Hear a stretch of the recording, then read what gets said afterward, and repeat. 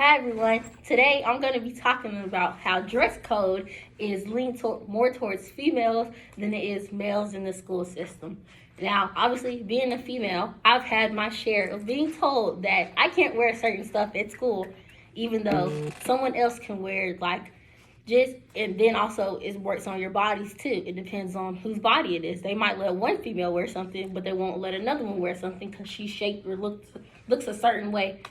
Now, one of the main things that I learned was you couldn't wear shoulder straps. Like, if it was a spaghetti strap or something, they didn't want that. If it was off the shoulder shirt, you couldn't wear that either, which doesn't make sense because why are you telling someone that they can't wear a certain garment or something because it's distracting others? If my shoulder is distracting somebody else, obviously, it's not me that's the problem, it's them. Who's going to look at a shoulder and get distracted in class?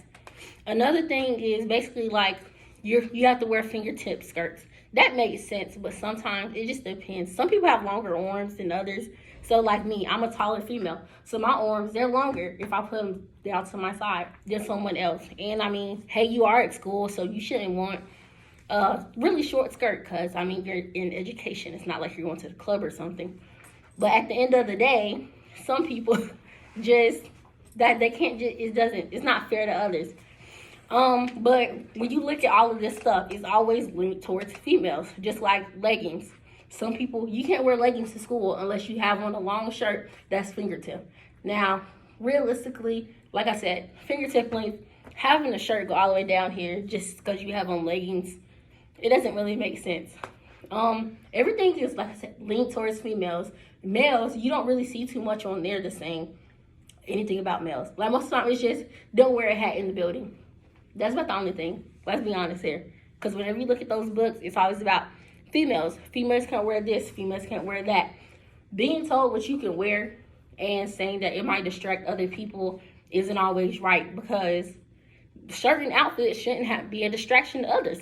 Maybe you should talk to them about not being distracted by a skirt or a tank top or a dress or just anything. If you're not getting distracted by somebody wearing leggings, then I don't think they're the problem. You are. Now, and also it caused a lot of controversy in the school because sometimes if a male teacher tells a female teacher, you need to cover a female student, that she needs to cover up her chest, that's going to make a female feel some type of way because why are you a male teacher looking at her? Even if he doesn't mean it in a disrespectful way, it's just there. Some females, they are more developed than other females. So maybe one female can wear a shirt and it doesn't show anything, but another can and it shows more. Now, if it's completely just a huge problem where you don't physically need to wear that to school, that makes sense. But for it to be something so simple as a shoulder, that's not fair because you're telling me that what I have on today in class is messing up my education. You have to go to school and have to worry about if you're going to get pulled out of class this day just because you have on a tank top. Even though it's hot. It can be hot outside, so you can put on some shorts and you can put on a tank top and they don't care. You still have to worry about maybe I won't get my education today because they don't like the outfit that I have on. And that's not always right. But like I said, it's still aimed more towards females. You don't see males getting called out of class for what they have on. 9 times out of 10, obviously they wear longer shorts. It's a male, or they have on regular shirts. I see some males, they do wear like jerseys, maybe like a basketball jersey or something to school, but they never get called out of class or anything for it. If anything, somebody tells them to put on a jacket. And 9 times out of 10, they don't do that. Let's be honest here. Because me personally, I was a cheerleader in high school. We couldn't even wear our cheerleading outfit to school because they said it wasn't right.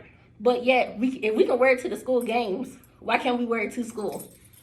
It literally has the school name on it. So that doesn't make sense. They said the skirt was too short, plus your shoulders are out. That's a typical cheer uniform. It is not like you were showing everything. At the end of the day, you're still in high school. So yeah, you do have to have some respect for yourself, your body, and just, like I said, your school. But if I can't wear it to school, why can't I wear it at the game? If the game is at the school, if I'm representing the school wearing this uniform, why can't I wear it in here? Now, with the men, obviously, they don't care. It's just like, hey, you're a man, you're gonna wear this, that's perfectly fine. But when you look at those school books and look at the dress code, you see everything about females. It's all stuff that females wear: skirts, dresses, leggings, tank top, anything. This can't be showing, that can't be showing. A girl that's more developed is always going to show more certain things than a girl who's less developed, and that's, you're in high school, and that's not really fair, because sometimes I've seen females get pulled out of class for wearing leggings, even though another female had leggings on. She can get pulled out of class because they said that's not appropriate, but another female that's less developed, she has them on, and that's perfectly fine, because it's happened to me before in high school. So I feel like teachers and students and staff, and literally just the school system altogether, should really come together on working on how can we deliver and make it a better way for females to feel more comfortable in school. Because at the end of the day, if you constantly have to wear a jacket all the time, even if it's 80 degrees outside and in the building, because sometimes schools, their AC or heat doesn't work, so you have to wear certain stuff to make yourself feel comfortable in school. I feel like schools and other school districts need to work on fixing that and getting it all together. But thank you, and that's my speech about the dress code being more towards females. Okay, go. I think Kesey had good body language. From what I could tell, when she explained stuff, she kind of like categorized it in each section, and then she would explain it with her hands. And then I also really liked her vocal variety, because she would emphasize things that she thought were more important, and then she would get a little bit quieter, a little bit more serious on other topics and facts.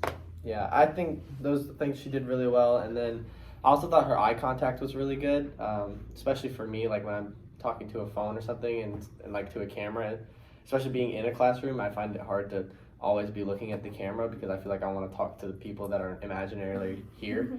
So I thought her eye contact was also really good. So good job, Kesey. Yay! Hi class, today I would like to discuss with you why you should take the Principles of Speech course.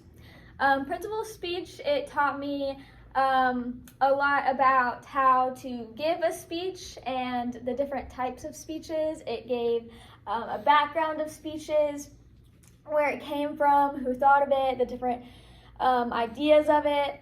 So to start off with, giving a speech. When I first started this course, I was very refrained and I was very uncomfortable in front of a crowd. I was not a people person. I hate talking in front of people. I always have.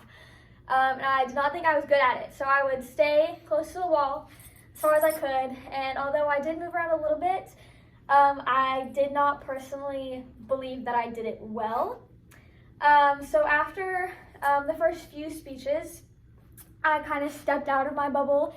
I moved around more. I was more confident. I was more comfortable. I was better at the different aspects of the speeches, which I'll talk about later. I was overall more comfortable and more aware of what I was doing. Therefore, I could critique myself and then fix it and better it for the next speech. So the types of speeches that I learned about in this class, my favorite was probably the informative speech, because it's more formal and you just kind of sit and present and you explain your ideas. And I personally like that better because it required less moving, and I still am not the most comfortable moving around in front of people.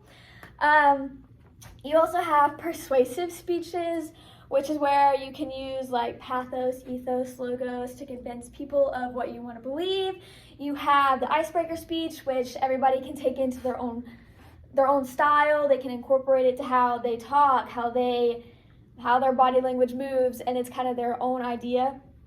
You also have many other speeches and ideas that were explained and taught throughout this course. So the important aspects of a speech, you had the main three to me were vocal variety, body language, and eye contact.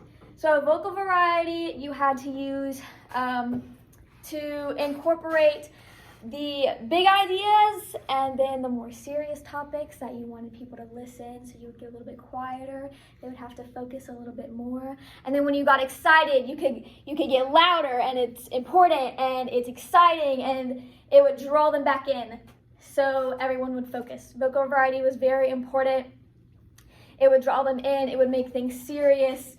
it would make things funny, it would make things sweet, sad. It was a lot of the emotion that you would get throughout your speech. Your body language was how you moved throughout the speech, how you explained things, how you would use your body to sort things out and then move through them as you go through your speech. This for me is very useful because I like to categorize my speeches into sections. So as I go through the speech and as I go through the ideas in my head, I'll go through it and explain them and get to each topic, and my body will then explain it. And the last big one was eye contact. And eye contact is very important because it helps you connect again with your audience. It helps to make sure that they're paying attention, that you're paying attention, that you're not just staring at the wall in one place and hyper-focusing and your speech is kind of getting lost in translation. It helps you move around the room, so it helps your body language because it helps you not stay in one place because you don't want to be looking at somebody in that corner while standing over here. So it helps you kind of move everywhere and keep attention through it all. So I learned a lot through this class. Again, taught me how to step out of my bubble, taught me the different types of speeches, the important aspects of how to give a speech. It also taught me the history of some speech. It wasn't a very deep history, but it was like the surface, who created what, a little bit about Aristotle, a little bit about like the fathers of speech. And to me, I found that very interesting. I had never really thought of where speech came from. I always just thought, hey, it's something you do. It's something that you got to get through. Nobody likes to do it, but it's part of life. And so that kind of gave me the background of it, so it made me appreciate the skill of it more. I always saw the impressive TED Talks and the funny wedding speeches and all of these speeches. I thought they were super impressive, but I was like, nobody actually likes to give speeches. They're terrible. Everybody hates it. But through this class, I became a lot more comfortable in myself and in giving speeches. And I realized that it's not all that bad and that giving speeches can be fun, which is why I do encourage you to take Principles of Speech, and maybe it just might change your mind about speeches. Thank you.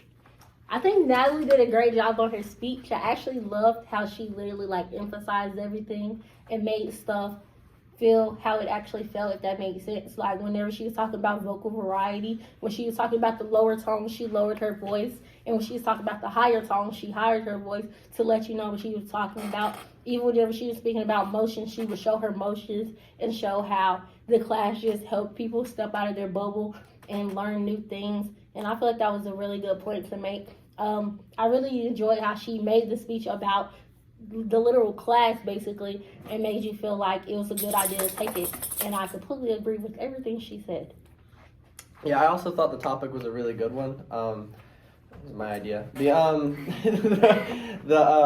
She brought up a lot of good points about the class, and all of them really did relate to, I think, a bunch of the students and how they feel about this class. And I think that you could probably even use this to show it to your next class when you do it again next time. And they probably would appreciate it. So, yeah, good job, Nat. Hello, class. Today I'm going to talk about why standardized testing in grade school should be abolished. First thing I want to talk about is how sometimes testing actually does matter in different subjects, such as sciences. I believe that a lot of our sciences are important to test on because we need to understand that information and know it, especially if we're going into that field of work. But for grade school purposes, things like the basic chemistry and stuff, I believe we still do need to test on in our grade school. But beyond that, things like math, I feel like those kind of concepts are really useless unless they're just basic, like our additions and our subtractions, multiplication, division in our early grade school. Beyond that, and our algebra and stuff, I feel like that a lot of those problems and equations and things can be solved just by the technology that we have today. I mean, all of us normally keep a supercomputer in our pocket that we can use Google or calculators to find all these different answers that we need to find. The next one is English. I feel like English was beyond basic English principles. we don't actually need to do, because we have, again, the technology. Like when we're writing emails or our papers or letters, most of our grammar is already fixed for us nowadays, and we don't have to necessarily know how we're writing it, because everything gets fixed. And then we have online thesauruses that can make our writing more with bigger vocabulary and things like that. The other one, history, I believe that we really shouldn't have to take standardized tests on. I don't really need to memorize when an event happened and things like that.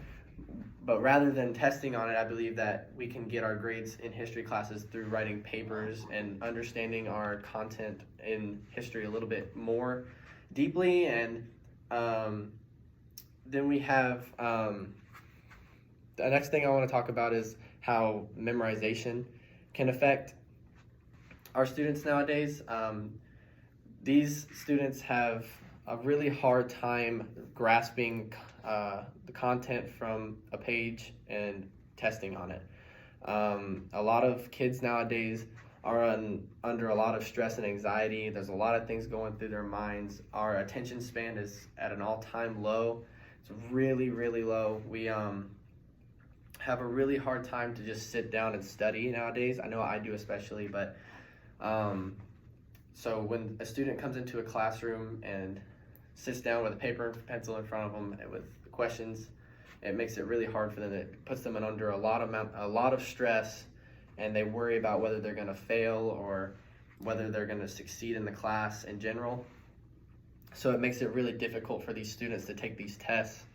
And then what they also worry about is after they've taken the test, their scores can impact their confidence based on if they did well or not and things like that. So, I mean, when you really think about it, these tests, when you sit down in a class, you could be doing good in the rest of the class. You can be doing the homework, doing the papers, participating in class, and then you'll have a really good grade, and sit down and take one test, and it can really these tests can make or break a student's grade in these situations. So these scores that these students get, they don't really show a student's true ability, because we have all different kinds of students now. Some are really just good at taking tests and some aren't, but these kids that aren't good at taking tests could maybe really understand the material, but they're just really bad at sitting down and focusing in a classroom and taking that test. So this is why I really think that these kind of things should not be in grade school, because the information that we need to gather in grade school is just kind of the basic stuff. And then once we get into higher education, like college and stuff like that, that's when we need to actually retain a lot of that information, because normally you select a major or something like that, so it kind of puts you into that field of your job and makes it those kind of information that you need to succeed in life. So thank you. Okay, I think Grady did really good at the vocal variety. For him, he was really enthused about the fact that grade school should not take tests, and you could tell which facts he thought were slightly more important than others, because he would step forward with his body language and emphasize it and get a little bit louder, and then he would kind of step back, go into his argument. So he used his body language and his vocal variety together to really emphasize his main points, which I thought was really good.